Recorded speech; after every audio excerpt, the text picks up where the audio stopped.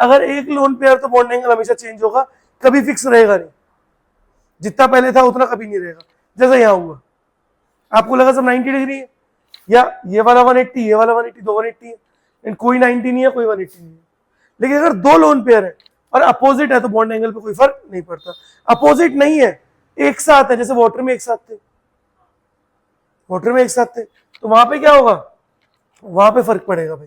बोलो पता चला। तो देखो स्टार्ट कर रहे हैं अपन लोग, आज बात करते हैं हम किसके बारे में, बॉन्ड एंगल के बारे में बात कर रहे हैं ना। हम लोगों ने वैलेंस शेल इलेक्ट्रॉन पे रिपल्शन थ्योरी पढ़ी थी, वहां पे क्या देखा था, रिपल्शंस देखे थे, लोन पेयर में, लोन पेयर बॉन्ड पेयर में, और बॉन्ड पेयर, इनमें रिपल्शन देखे थे अपन लोगों ने। तो जब इनमें रिपल्शन देखे थे ना, तो इन रिपल्शन की वजह से क्या हो ना, बॉन्ड एंगल अफेक्टेड होते हैं, है ना। तो नॉर्मली 4 फैक्टर है जो बॉन्ड एंगल को अफेक्ट करते हैं। अब देखते हैं कौन कौन से, और बॉन्ड एंगल से हर साल एक क्वेश्चन आता ही है, छोटा सा टॉपिक है, बस 4 फैक्टर आप बैलेंस कर पा रहे हो ना, आपका हर क्वेश्चन बॉन्ड एंगल से हो जाएगा, है ना। हमें नीट के लिए इतना ही पता होना चाहिए, ज्यादा कि अपने को जरूरत नहीं है नीट और जेईई के लिए, है ना। तो चलो हमारी हेडिंग है बेटा बॉन्ड एंगल, बॉन्ड एंगल।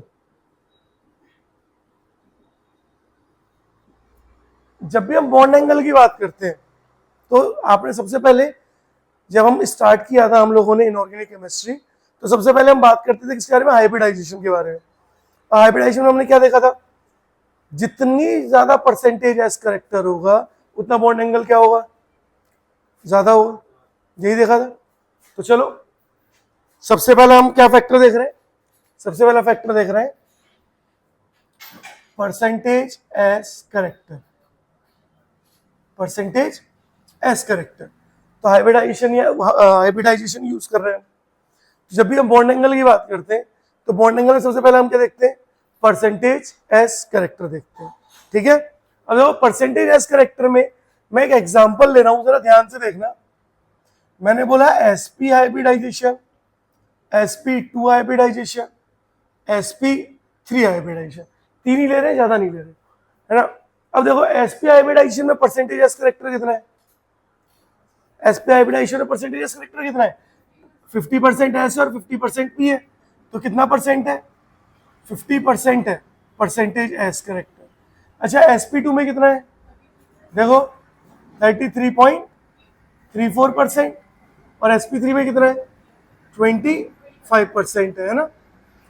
अब आप देख रहे होंगे जैसे ही हमने sp की बात की तो sp हाइब्रिडाइजेशन का एग्जांपल ले लेते हैं।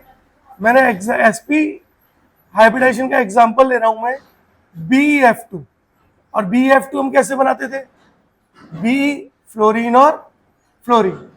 sp2 का एग्जांपल ले लेते हैं BF3, देखो फ्लोरीन फ्लोरीन फ्लोरीन। sp3 का एग्जांपल ले लेते हैं CH4, CH H और H, ठीक है। अब ध्यान से देखो, यहां पर इसकी हाइब्रिडाइजेशन है sp, इसकी हाइब्रिडाइजेशन है sp2 और इसकी हाइब्रिडाइजेशन है sp3, दिख रहा है। अब ध्यान से देखो, यहां पर बॉन्ड एंगल कितना है, आप लोगों ने पहले ही पढ़ा था, कितना है 180 डिग्री। यहां पे बोलो बॉन्ड एंगल कितना है, और यहां पे बॉन्ड एंगल कितना है 109 डिग्री 28 मिनट, या फिर 90 डिग्री भी होता है कुछ केसेस में। अब ध्यान से देखो और मुझे बताओ, जितना परसेंटेज एस करेक्टर कम हो रहा है उतना बॉन्ड एंगल कम हो रहा है या ज्यादा, कम हो रहा है ना। जितना परसेंटेज एस करेक्टर कम हो रहा है उतना बॉन्ड एंगल भी क्या हो रहा है, कम हो रहा है। दैट मीन्स आप क्या बोल सकते हो, bond angle is directly proportional to percentage S character. जितना परसेंटेज एस करेक्टर ज्यादा होगा बॉन्ड एंगल भी क्या होगा, उसमें ज्यादा होगा, है ना। देखो चालू है। सेकंड देखो, फर्स्ट फैक्टर तो आपको पता पड़ गया, percentage S character. That means जितना एस करेक्टर ज्यादा, यानी जब भी आप बॉन्ड एंगल चेक करोगे सबसे पहले आप बॉन्ड एंगल चेक करोगे हाइब्रिडाइजेशन से। किसे चेक करोगे, हाइब्रिडाइजेशन से, ठीक है। उसके बाद अब आप आओगे valence shell electron pair repulsion theory, VSEPR theory. और VSEPR थ्योरी ने किसके बारे में बताया, मेन लोन पेयर और बॉन्ड पेयर के बारे में बताया। अब VSEPR थ्योरी क्या बोलती है, जितना ज्यादा लोन पेयर होंगे उतना रिपल्शन ज्यादा होगा, और लोन पेयर के रिपल्शन की वजह से बॉन्ड पास आएंगे, और बॉन्ड पास आएंगे तो बॉन्ड एंगल क्या होगा, कम हो जाएगा, है ना। तो देखो second is number of lone pair, second is number of lone pair. हम किसके बारे में बात कर रहे हैं, नंबर ऑफ लोन पेयर के बारे में बात कर रहे हैं। अब देखो एग्जाम्पल से देखते हैं, है ना। एक एग्जाम्पल है हमारा, वैसे तो हम लिख सकते हैं लेकिन पहले एक एग्जाम्पल ले रहे हैं। मेरा एग्जाम्पल है CH4, CH और H, CH4। दूसरा एग्जाम्पल है मेरा NH3, NH3 बनाऊंगा। देखो एक लोन पेयर है, 3 हाइड्रोजन है। तीसरा बना रहा हूं H2O वाटर, तो H और 2 लोन पेयर। अब सबसे पहले करना क्या है, जब भी आप बॉन्ड एंगल चेक करोगे ना, तो जैसे पॉइंट से मैं आपको बता रहा हूं आप लोग वैसे पॉइंट फॉलो करो। सबसे पहले परसेंटेज एज करेक्टर देखो, यानी सबसे पहले तो हमेशा निकालो हाइब्रिडाइजेशन। जैसे ही आपने हाइब्रिडाइजेशन निकाली तो CH4 की क्या है बेटा, sp3, NH3 की भी क्या है, sp3 हमें पता है, number of sigma bond plus lone pair. Water की भी क्या है, number of sigma bond plus lone pair, 4 का मतलब sp3। तो सबसे पहले तो क्या चेक करोगे, परसेंटेज एज करेक्टर यानी हाइब्रिडाइजेशन ही चेक करोगे। जैसे आप हाइब्रिडाइजेशन चेक कर लेते हो उसके बाद फिर आप सेकंड चेक करोगे लोन पेयर। अब देखो ध्यान से, यहां पे लोन पेयर कितने हैं, 0, कोई लोन पेयर है, यानी जो भी रिपल्शन है बॉन्ड पेयर के बीच में, जिसकी वजह से बॉन्ड एंगल कितना है 109 डिग्री 28 मिनट, 109 डिग्री 28 मिनट। लेकिन यहां पे क्या है, लोन पेयर 1 हो गया, और आपको पता है अगर हम रिपल्शन का ऑर्डर लिखते हैं तो सबसे ज्यादा रिपल्शन किसका होता है, लोन पेयर, देन किसका होता था, लोन पेयर बॉन्ड पेयर। याद करो VSEPR theory, and the third one is bond pair bond pair. चलो अब देखो ध्यान से, यहां पर जैसे ही लोन पेयर आ गया, अब ये लोन पेयर और ये बॉन्ड पेयर, इनका रिपल्शन ज्यादा है। रिपल्शन ज्यादा होने की वजह से बॉन्ड पेयर के बीच में रिपल्शन कम हो जाएगी और बॉन्ड एंगल कम हो जाएगा, और बॉन्ड एंगल कितना हो जाएगा 107 डिग्री, है ना। यहां पे 2 लोन पेयर है, दैट मींस यहां पे लोन पेयर रिपल्शन इतना ज्यादा है कि इसको और क्लोजली पुश करेंगे, जिसकी वजह से ये जो एंगल है ये और छोटा हो जाएगा, और वाटर का एंगल हो जाता है 104.5 डिग्री या 104 डिग्री भी बोल सकते हो, ठीक है। तो यहाँ पे क्या हुआ, बॉन्ड एंगल जैसे जैसे लोन पेयर बढ़ते जा रहे हैं, देखो यहाँ कितने लोन पेयर है 2, तो जैसे जैसे लोन पेयर बढ़ते जा रहे हैं आप देख रहे हो कि बॉन्ड एंगल क्या होता जा रहा है, कम होता जा रहा है ना। ये चीज दिमाग में रहनी चाहिए, है ना, कि बॉन्ड एंगल क्या होता जा रहा है, कम होता जा रहा है। तो इसका मतलब मैं क्या बोल सकता हूं, bond angle is inversely proportional to lone pair, यानी जितने लोन पेयर ज्यादा उतना बॉन्ड एंगल कम। बोलो पता चला, चलो एक बार नोट करो फटाफट। थर्ड हम बात कर रहे हैं, जो हमारा थर्ड फैक्टर है जो बॉन्ड एंगल को अफेक्ट करता है, वो है इलेक्ट्रोनेगेटिविटी ऑफ सेंट्रल एटम। तो थर्ड फैक्टर क्या है हमारा, थर्ड फैक्टर है हमारा electronegativity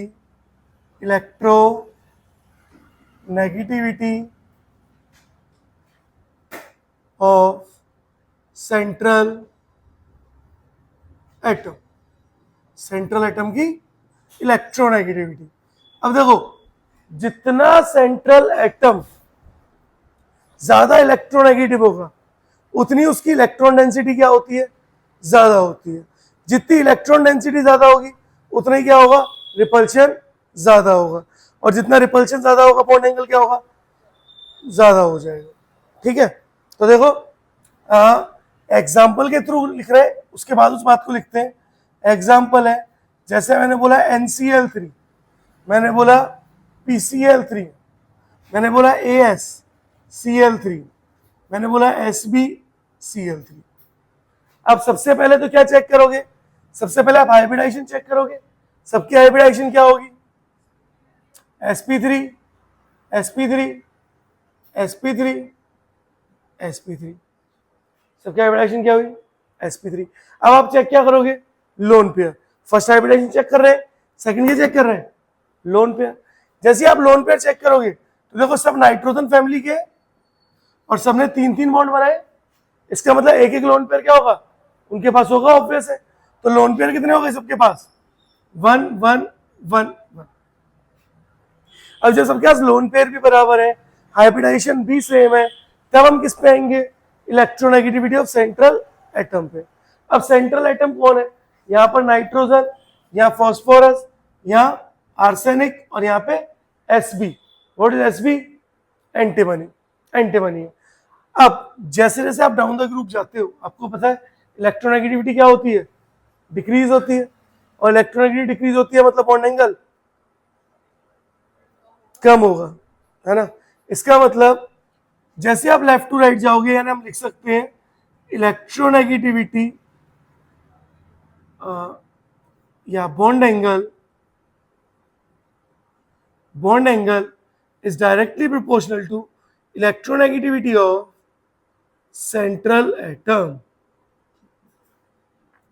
Bond angle is directly proportional to electronegativity of central atom. जितनी सेंट्रल एटम की इलेक्ट्रोनेगेटिविटी ज्यादा होगी ना, उतना बॉन्ड एंगल ज्यादा होगा। ठीक है? क्यों? क्योंकि ऑब्वियस सी बात है, मैंने बोला NCl3, मैंने बोला NCl3 तो lone pair chlorine chlorine chlorine. मैंने बोला PCl3 lone pair Cl Cl Cl। अब नाइट्रोजन की इलेक्ट्रॉन डेंसिटी ज्यादा है, इलेक्ट्रॉन डेंसिटी नाइट्रोजन की ज्यादा है क्योंकि इलेक्ट्रोनेगेटिविटी ज्यादा है।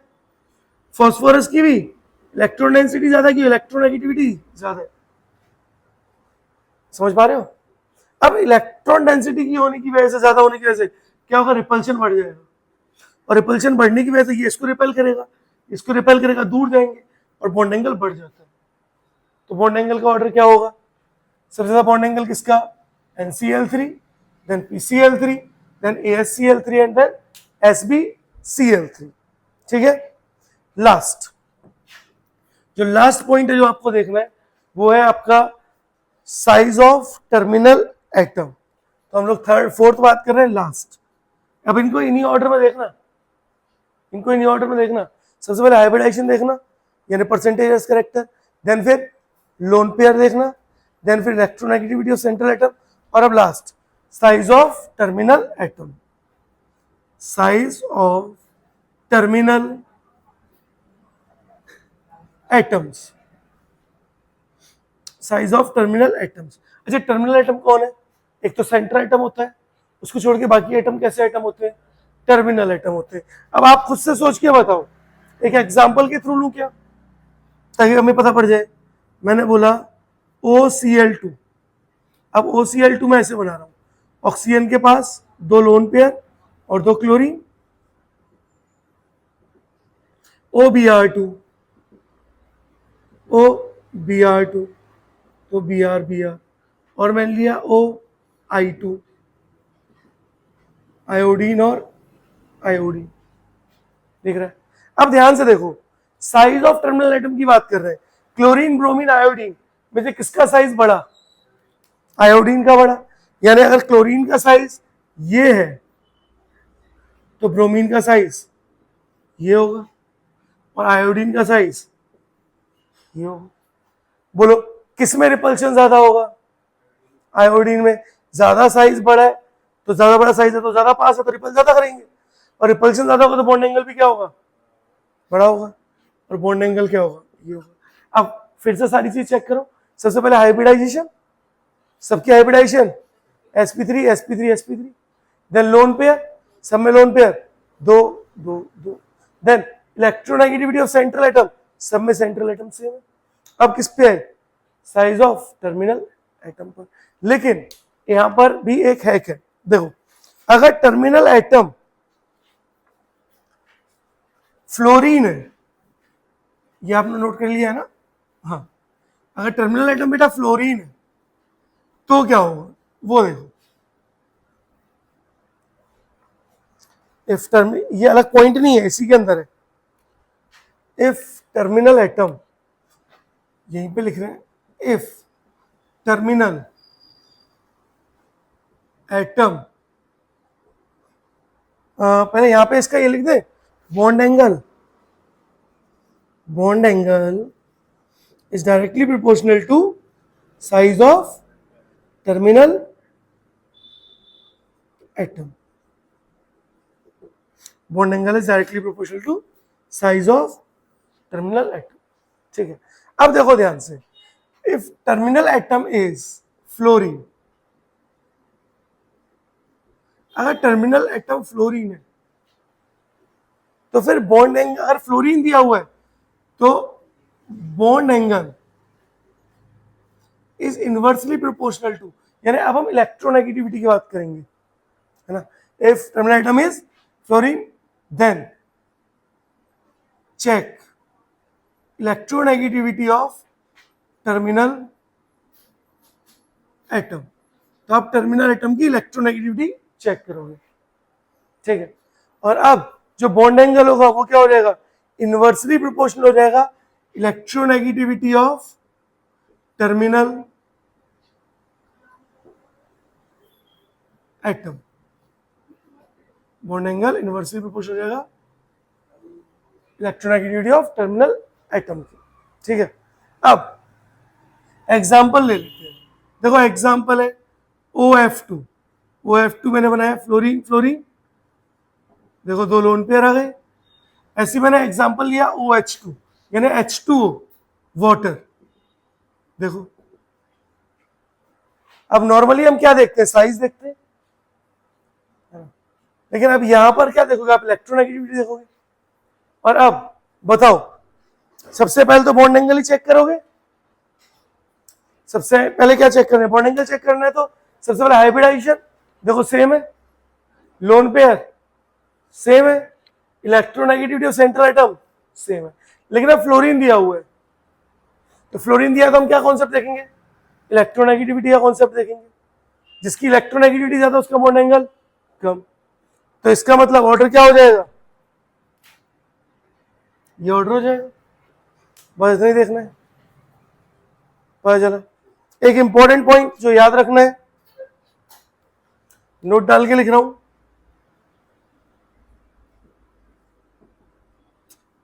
in symmetrical molecule bond angle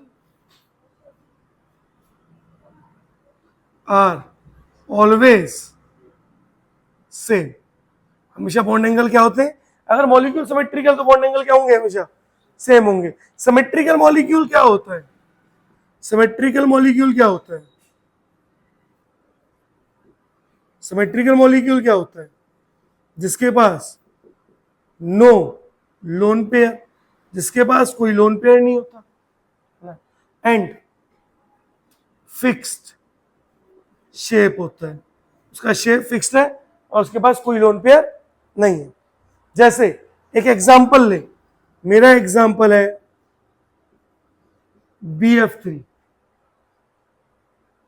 दिख रहा है ना, या BCl3, BF3 ले लेते हैं, BF3, BCl3, BBr3 और BI3, देखो सबके हाइब्रिडाइजेशन सेम है, सबका, सब में लोन पेयर किसी में नहीं है ना। अब क्या होगा, क्या आएगा लोन पेयर के बाद, इलेक्ट्रोनेगेटिविटी ऑफ सेंट्रल एटम, सबका सेंट्रल एटम सेम है। अब क्या आया, साइज ऑफ टर्मिनल एटम, लेकिन इनके पास लोन पेयर नहीं है, इस वजह से ये सिमेट्रिकल मॉलिक्यूल है और इन सबका बॉन्ड एंगल क्या होगा, सेम होगा। यानी अगर BF3 ऐसा है तो BCl3 भी ऐसा ही होगा, BR3 भी ऐसे ही होगा और BI3 भी ऐसे ही होगा, और सबके बीच का एंगल सेम होगा, 120 डिग्री ही होगा, 120 डिग्री ही होगा। तो याद रखना अगर सिमेट्रिकल मॉलिक्यूल दिया हुआ है ना तो बॉन्ड एंगल क्या होगा, हमेशा सेम होगा सबका। ठीक है, एक बार नोट करो, फिर 2-3 एग्जांपल और करते हैं और उसके बाद बॉन्ड एंगल को समाप्त करते हैं। कर लो जरा नोट।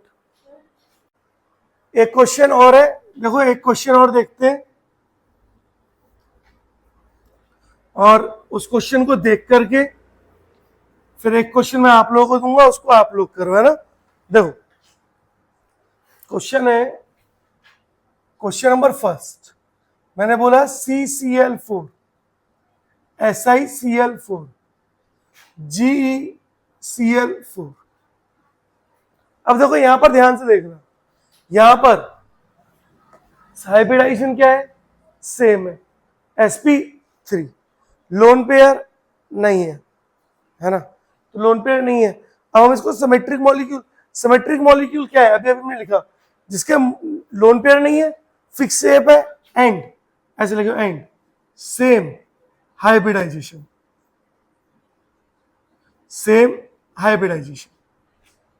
तो सिमेट्रिक मॉलिक्यूल। तो इसका मतलब इसकी हाइब्रिडाइजेशन भी सेम थी, इनमें लोन पेयर भी नहीं था, इसका मतलब यहीं से पता पड़ गया क्या है, सिमेट्रिक मॉलिक्यूल है। और सिमेट्रिक मॉलिक्यूल में बॉन्ड एंगल क्या होता है, सेम होता है, तो इसका मतलब इनका बॉन्ड एंगल भी क्या हो गया, सेम हो गया, है ना। पता चला, हाँ बोलो, पता चल गया, शाबाश। चलो एक क्वेश्चन मैं आप लोगों को दे रहा हूं, सेकेंड क्वेश्चन है मेरा, CH4 आपको अरेंज करना है, CH4 NH3 SO2 और BF3, इनको अरेंज करो, है ना, करो जरा अरेंज। देखो एक बार बना के देख लेते हैं, सबसे पहले सबको एक एक करके लिख लो। देखो CH4 NH3 SO2 BF3, सबके स्ट्रक्चर बना लो। देखो CH4 का स्ट्रक्चर क्या होगा, H H H और H, है ना। NH3 का स्ट्रक्चर क्या होगा, नाइट्रोजन लोन पेयर और 3 H। SO2 सल्फर के वैलेंस शेल में कितने इलेक्ट्रॉन, 6 इलेक्ट्रॉन, 2 ऑक्सीजन है, यानी डबल बॉन्ड हो, और एक क्या हो गया, लोन पेयर। अगर BF3 की बात करें तो बोरोन के वैलेंस शेल में 3 इलेक्ट्रॉन और 3 कौन जुड़े हुए, फ्लोरीन। सबसे पहले क्या चेक करेंगे, हाइब्रिडाइजेशन। देखो इसकी क्या है, sp3, इसकी sp3, इसकी sp2 और ये भी sp2। सबसे तो हाइब्रिडाइजेशन चेक की। अब हाइब्रिडाइजेशन के बेसिस पे पता पड़ गया कि बॉन्ड एंगल किसका ज्यादा होगा, जिसका परसेंटेज करेक्टर ज्यादा है। किसका ज्यादा है, इन दोनों का। तो कम किसका होगा, इन दोनों का। तो चलो इन दोनों को लिख लो पहले। अब पॉइंट वाइज ऐसे ही चेक करने हैं ना, आराम से क्वेश्चन बन जाते हैं ना, बहुत इजी है। देखो पॉइंट वाइज ऐसे ही चेक करो, सबसे ज्यादा, इसका मतलब इन दोनों का ज्यादा होगा। अब हाइब्रिडाइजेशन लिखी, हाइब्रिडाइजेशन के बाद आप क्या लिखोगे, लोन पेयर। अब अगर लोन पेयर की बात करें तो इसमें लोन पेयर 0, इसमें लोन पेयर 1, इसमें लोन पेयर 1 और इसमें 0। देखो यही फैसला हो गया। सबसे पहले हाइब्रिडाइजेशन सेम थी, लेकिन जो बॉन्ड एंगल था वो लोन पेयर का क्या था, इन्वर्सली था। तो अगर इन दोनों में देखें तो इन दोनों में इसमें लोन पेयर है, इसमें लोन पेयर, तो इसका बॉन्ड एंगल क्या होगा, कम होगा। यानी अगर मैं लिखना चाहूं तो NH3 का सबसे कम होगा, क्योंकि भैया हाइब्रिडाइजेशन में भी तो हार गया ना ये। NH3 के बाद कौन आएगा, CH4। अब ये 2 बचे, इन दोनों में बोलो किसका बॉन्ड एंगल ज्यादा, BF3 का ज्यादा। इस पे लोन पेयर बॉन्ड एंगल कम हो गया, यानी SO2 एंड देन BF3। बस यही चेक करना था, है ना, आसान, कर लोगे चेक। एक क्वेश्चन और, हाउ मेनी बॉन्ड एंगल, मेरा क्वेश्चन है आपके लिए, how many bond angle, how many bond angle of 90 degree present in HCF4। HCF4 में 90 डिग्री के कितने बॉन्ड एंगल प्रेजेंट होंगे। तो ऑप्शन है, option number first 4, second 8, third 12 and fourth one is 0। बताओ, फोर्थ 0, एक भी नहीं होगा।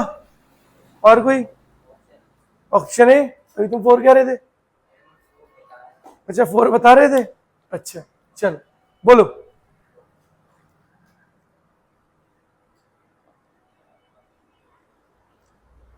देखो स्ट्रक्चर बना लो भाई।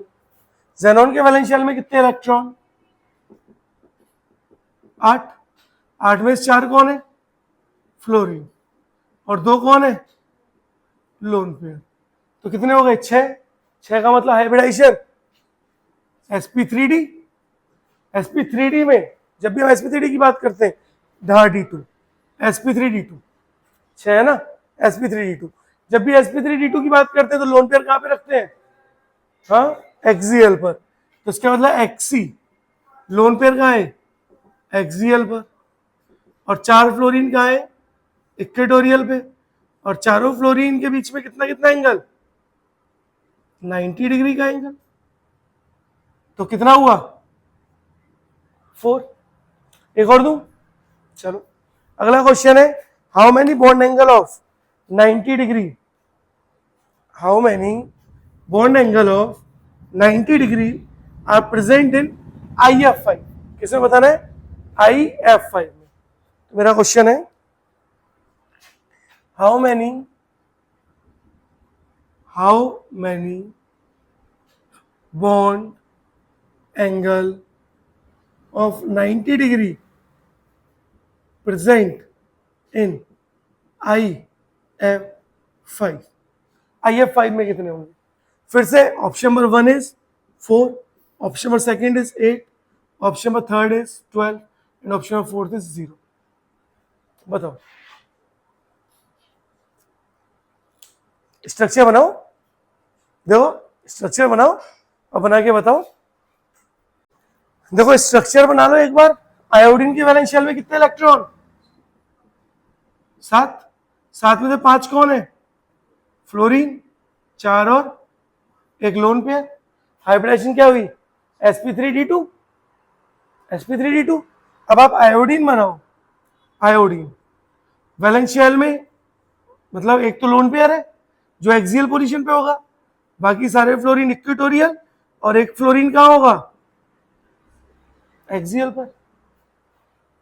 अब देखो देखने में क्या लग रहा है? ये दोनों 90, ये 90, ये 90, ये 90, ये 90।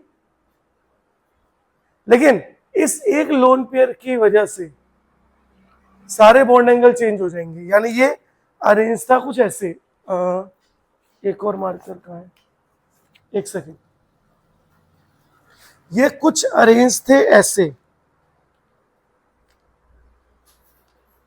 इस तरह से, है ना?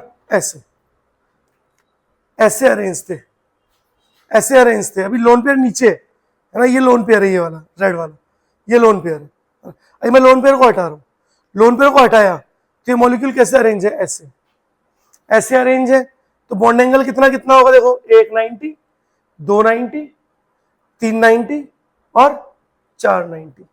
4 हुए। देखो 5 90, इसके साथ भी तो बनाएगा 6 90, 7वां 90 और 8वां भी 90 डिग्री। तो 90 डिग्री के बॉन्ड एंगल होने कितने चाहिए? 8। लेकिन ये जो लोन पेयर आया ना, इस लोन पेयर ने क्या किया? इन सबको रिपेल कर दिया। लोन पेयर बॉन्ड पे रिपल्शन लग गया, और रिपेल करने से की वजह से सबके बॉन्ड एंगल चेंज हो गए। देखो कैसे हो गए? ऐसे देखो फूल जैसा बन गया, दिख रहा है? ऐसे सबके बॉन्ड एंगल 90 से चेंज हो गए, और सबके बॉन्ड एंगल 90 से चेंज हो गए। इसका मतलब अब कोई भी 90 डिग्री नहीं है, क्योंकि यहां पे क्या लग रहा है? Lone pair